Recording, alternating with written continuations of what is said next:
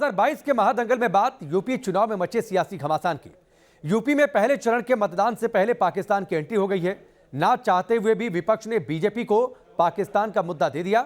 Samajwadi party अध्यक्ष अखिलेश यादव के एक बयान ने सियासी तूफान खड़ा कर दिया है। बीजेपी ने मोर्चा खोल दिया है। चुनाव में पाकिस्तान की एंट्री पर कैसे मचा है सियासी संग्राम, इस रिपोर्ट के जरिए देखिए। सरदार पटेल जी, राष्ट्रपिता महात्मा गांधी, जवाहरलाल नेहरू, जिन्ना एक ही संस्था में पढ़ करके बैरिस्टर बन करके आए, एक ही जगह पर पढ़ाई लिखाई की उन्होंने, वो बैरिस्टर बने, उन्होंने आजादी दिलाई। देखिए, लाल टोपी हो चाहे जालीदार टोपी हो, इन टोपियों के अंदर जो भी गुंडे होंगे, जालीदार टोपी का मतलब पूरे मुसलमान मत समझ लेना आप। जो जालीदार टोपी में गुंडे हों चाहे लाल टोपी में गुंडे हों, गुंडे हों, अपराधी हों, माफिया हों, भ्रष्टाचारी हों, उनको जनता क्षमा नहीं करने वाली है। और लगातार 3 चुनाव समाजवादी पार्टी हार चुकी है।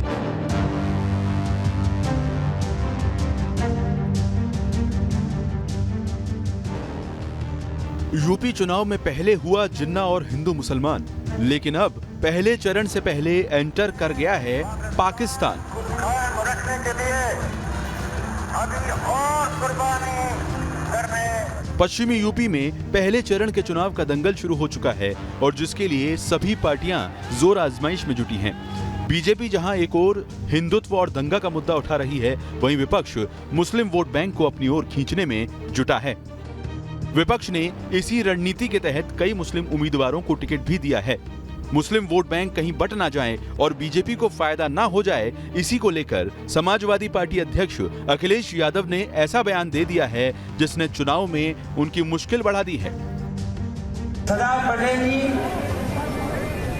राष्ट्रपिता महात्मा गांधी, जवाहरलाल नेहरू, जिन्ना एक ही संस्था में पढ़ करके बैरिस्टर बन करके आए, एक ही जगह पर पढ़ाई लिखाई की उन्होंने, वो बैरिस्टर बने, उन्होंने आजादी दिलाई।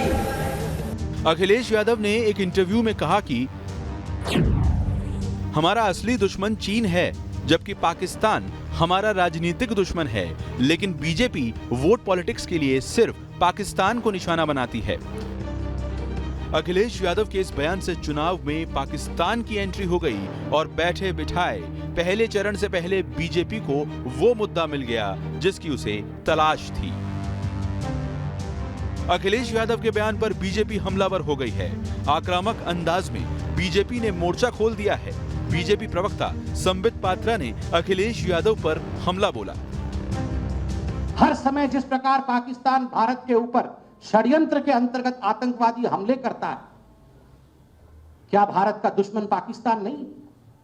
आपका यह कहना कि भारत का असली दुश्मन पाकिस्तान नहीं है, ये तो भारतीय जनता पार्टी पाकिस्तान को दुश्मन बना रही है। मैं तो इतना कहना चाहूंगा और बिल्कुल स्पष्ट कहूंगा, चाहे अखिलेश जी बुरा माने, जिन्ना से जो करे प्यार वो पाकिस्तान से कैसे करे इनकार। मैं आज अखिलेश जी से लखनऊ में बैठकर चंद सवाल पूछना चाहता हूं। अखिलेश जी, क्या कश्मीर के बंधु हमारे भाई नहीं? जिन कश्मीर के बंधुओं के ऊपर रोज पाकिस्तान की गोली चलती है, गोलाबारी होती है और निहत्थे लोग, निर्दोष लोग पाकिस्तान द्वारा भेजे गए आतंकवादियों द्वारा मारे जाते हैं, क्या उनका जीवन जीवन नहीं? तुरंत अखिलेश जी को अपने इस बयान पर पश्चाताप करना चाहिए, क्षमा याचना करनी।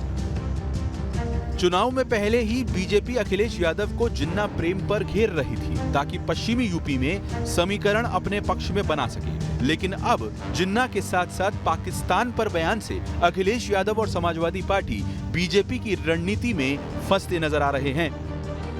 पाकिस्तान, चाइना ये हमारे दुश्मन है, इसमें किसने कब बोला कि नहीं है? हमारा तो झगड़े हो चुके हिंदुस्तान और पाकिस्तान के। ये बात पाकिस्तान और चाइना की नहीं है, बात है उत्तर प्रदेश की जनता की खुशहाली की। इसके बारे में ये बात क्यों नहीं करते?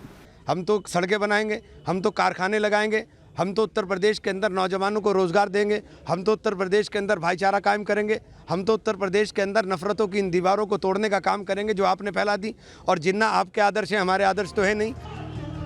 साफ है कि अखिलेश के बयान का समाजवादी पार्टी के नेता बचाव कर रहे हैं, लेकिन बीजेपी इसका चुनाव में पूरा फायदा उठाने की कोशिश में जुट गई है, खासकर पश्चिमी यूपी में जहां मुस्लिम वोट बैंक सबसे ज्यादा है।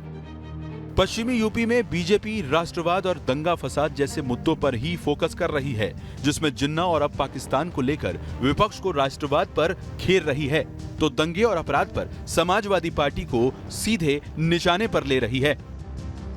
2017 के चुनाव में भी बीजेपी ने इन्हीं मुद्दों को उठाकर पश्चिमी यूपी में बम्पर जीत हासिल की थी और सरकार बनाई, और अब एक बार फिर से पाकिस्तान की एंट्री ने चुनावी घमासान को तेज कर दिया है। 2014 के बाद से ही हर चुनाव से पहले पाकिस्तान बड़ा चुनावी मुद्दा बना हुआ है। साल 2021 के बंगाल चुनाव में भी ये मुद्दा गरमाया था, तो साल 2020 के बिहार और दिल्ली के विधानसभा चुनाव में भी पाकिस्तान का मुद्दा जोर शोर से उठा था। अब यूपी चुनाव में हिंदू मुसलमान के साथ साथ पाकिस्तान का मुद्दा भी एंट्री कर चुका है और आने वाले दिनों में चुनावी रैलियों में इसका शोर और तेज हो सकता है। हालांकि इससे वोटर कितना प्रभावित होगा, ये तो नतीजे ही बताएंगे। Team news nation. यूपी के महादंगल में पहली जंग 10 फरवरी को है। सियासी पत्ते मुद्दों के बजाय धर्म वाले खुलने लगे हैं। समाजवादी पार्टी इस बात से बेचैन है कि कहीं उसका मुस्लिम वोट बैंक खिसक न जाए, क्योंकि इस वोट बैंक के कई और दावेदार भी हैं। वहीं बीजेपी 2017 के पहले और बाद के फर्क को दिखा रही है, लेकिन धर्म की दूरबीन से। तो क्या विकास का एजेंडा अब यूपी में हिंदू मुसलमान में फंसकर रह गया? एक रिपोर्ट देखिए। वो करके क्या करेंगे और आकर सत्ता बनाकर क्या करेंगे? क्या जिन्ना की मूर्ति लगवाएंगे? क्या सरदार पटेल की मूर्ति उखड़वा करेंगे? क्या मंदिर निर्माण हो रहा है तो मंदिर पर बुलडोजर चलवाएंगे? क्या जिन्ना एक ही संस्था में पढ़ करके बैरिस्टर बन करके आए थे, एक ही जगह पर पढ़ाई लिखाई की उन्होंने, वो बैरिस्टर बनी, उन्होंने आजादी दिलाई। यूपी के घमासान में मुद्दा हिंदू मुसलमान है। यूपी के रण में सारी बिसात अब धर्म और जाति की लकीरों से खींची जा रही है। धर्म एक बड़ा पैंतरा है। पॉलिटिकल महाजंग में असल मुद्दों पर नजर तंग है। हर तरफ बस सियासी धर्म की बोली है, धर्म पर तंज है। समाजवाद का रंग हरा हो गया है। लोहिया का समाजवाद यूपी के दंगल में जरा मुलायम होकर एक हरा हो गया है। अब उसके सिपासलार जिन्ना प्रेम में डूबते उतराते हैं। मुस्लिम वोट बैंक सद जाए, इसके लिए पाकिस्तान को राजनीतिक दुश्मन बताते हैं। तो क्या वोट बैंक की सियासत, सत्ता हासिल करने की छटपटाहट अब देश के दुश्मनों को भी वोट बैंक के फॉर्मूले से पहचानेगी? क्या यूपी में तुष्टीकरण की समाजवादी सियासत असल मुद्दों के बजाय धर्म के फतवे से वोटर को हाकेगी? लगता तो यही है, क्योंकि बात सिर्फ समाजवादियों की नहीं है। विकास के एजेंडे को अब तक कस रही बीजेपी अब धर्म की लाइन पर ही वार कर रही है। वो करके क्या करेंगे और आकर सत्ता बनाकर क्या करेंगे? क्या जिन्ना की मूर्ति लगवाएंगे? क्या सरदार पटेल की मूर्ति उखड़वा करेंगे? क्या मंदिर निर्माण हो रहा है तो मंदिर पर बुलडोजर चलवाएंगे? क्या वो आकर क्या करेंगे? अराजकता का माहौल फैलाएंगे? क्या राज्य के अंदर दंगा करवाएंगे? क्या इसलिए कौन उनको लाने वाला है? पुनः योगी सरकार 300 पार के साथ आएंगे, सरकार बनाएंगे। तो क्या राष्ट्रवाद, धर्म और विकासवाद के त्रिस्तरीय फॉर्मूले से विपक्ष के जातीय चक्रव्यूह को तोड़ने निकली बीजेपी के लिए धर्म की लाइन पर डटना मजबूरी हो गई है? क्या वास्तव में यूपी की जंग को 80 बनाम 20 के गणित पर बीजेपी खींच कर लाना चाहती है? दरअसल बीजेपी के 4 सूत्रीय चक्रव्यूह सांस्कृतिक राष्ट्रवाद, विकास, हिंदुत्व और कानून व्यवस्था के चौतरफा चक्रव्यूह को अभेद बनाता है। 2017 से पहले और बाद का फर्क, जिसे बीजेपी हर मंच से बताना, जताना और दिखाना चाहती है। योगी और उनकी टीम बखूबी जानती है कि अगर यूपी में किले को बरकरार रखना है और विपक्ष की जातीय लामबंदी को तार-तार करना है, तो 4 सूत्रीय वार ही असरदार होगा। यही वजह है कि अखिलेश की नैया पार लगाने उतरे ओपी राजभर भी बीजेपी के 4 सूत्रीय वार पर प्रतिवार करते यूपी की जंग को जाति की लकीर पर ही खींच कर लाते हैं। 2022 के महादंगल में अब बात पंजाब चुनाव की। पंजाब में बीजेपी और कैप्टन अमरिंदर सिंह में सीटों का बंटवारा तय हो गया है। बीजेपी यहां बड़े भाई की भूमिका में चुनाव लड़ेगी, लेकिन यहां भी चुनाव में पाकिस्तान और सुरक्षा का मुद्दा उठाकर बीजेपी और कैप्टन अमरिंदर ने चुनावी दांव खेल दिया है। इस रिपोर्ट को देखिए।